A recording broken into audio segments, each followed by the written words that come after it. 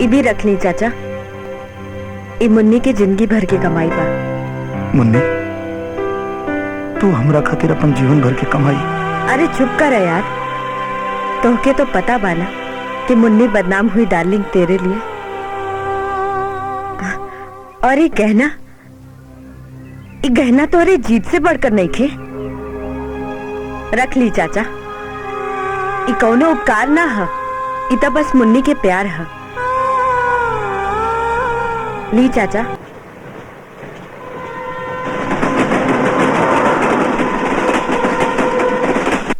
अरे तू लोग पागल हो गए बड़ा का?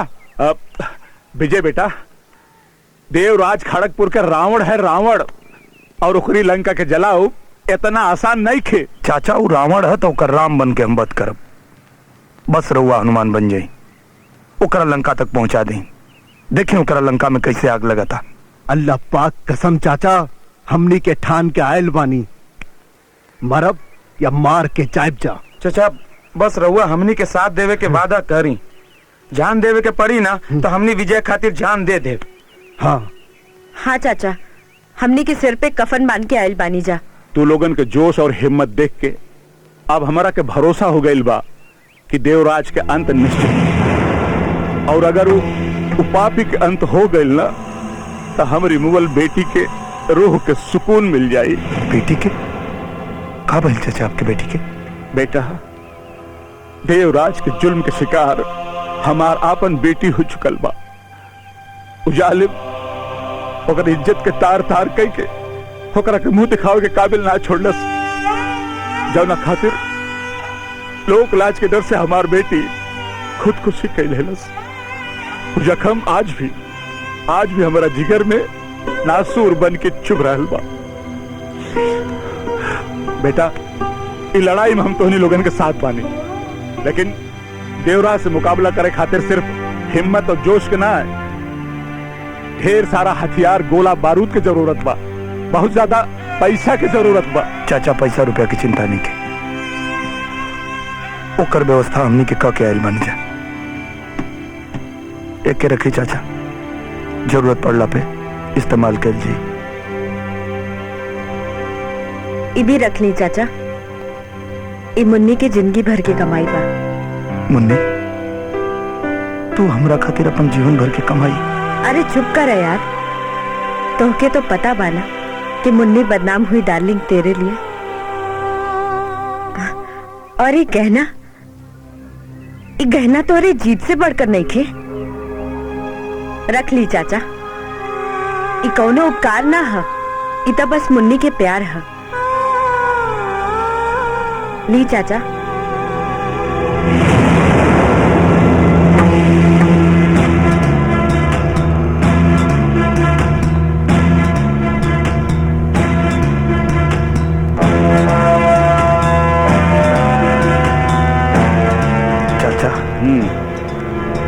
अब शुरू हुई देवराज की बर्बादी। हमनी के पहला हमला देवराज के नकली शराब के अड्डा पे होगी। भाई ठाकुर, हर जिला में हमारे इसने ठेका बा। हमें हमार सब नकली शराब खप जाला। क्या बात है? बस समझ ले कि लाखों रुपया के महीना की आमदनी हमार होला ही में। ऐसा बहुत ठेका बा हमरा लगे। वही में से एक अवैध हथियार के ठेका ना हम तारा सपोर्ट कराओ। अरे करोड़ों रुपया कमेओ भाई तू बिहार में। ये देवराज के तरफ से अपन यार भाई ठाकुर के तोहफा बा। क्या बात है देवराज जी, इतना बड़ा तोहफा दे। अरे तो कुछ नहीं के भाई, कुछ नहीं के। जब उन्हें एहसान तो हमरा ऊपर कहले ना भाई, वो एहसान के सामने ही ससुरी कुछ नहीं के हो। बस ये समझ ला कि पटना में तू देवराज के खुश कैला, यहाँ खड़गपुर में देवराज अपन भाई ठाकुर के खुश करी। बहुत बढ़िया, बहुत बढ़िया। बैठो।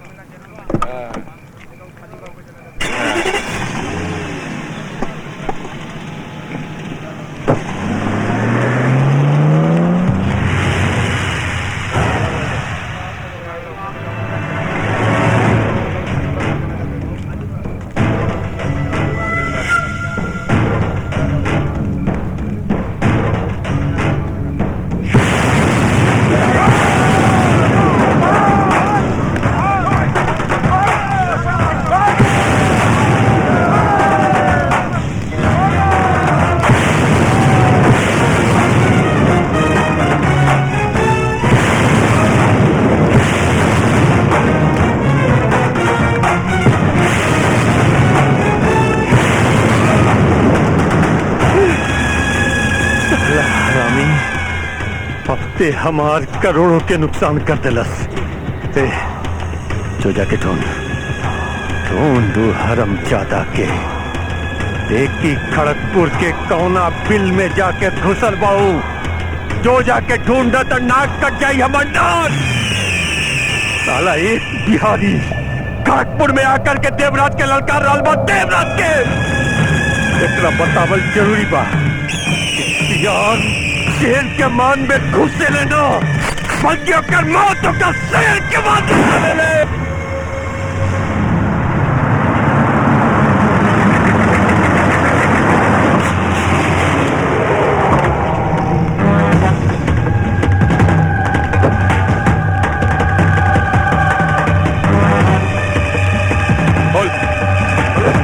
आओ भाई ठाकुर तराम अजूबा दिखाओ।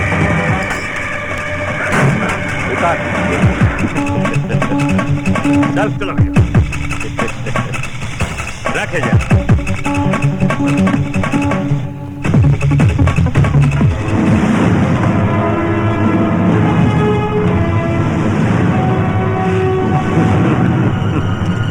भाई ठाकुर, हाँ इला देवराज से दोस्ती और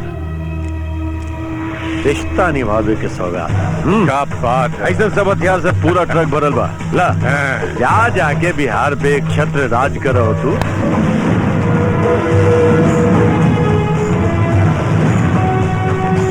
देवराज जी मान गए नहीं।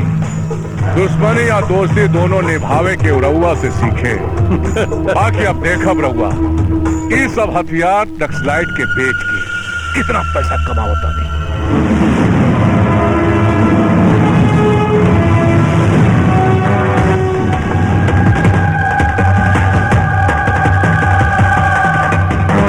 चल ऐश कर ऐश।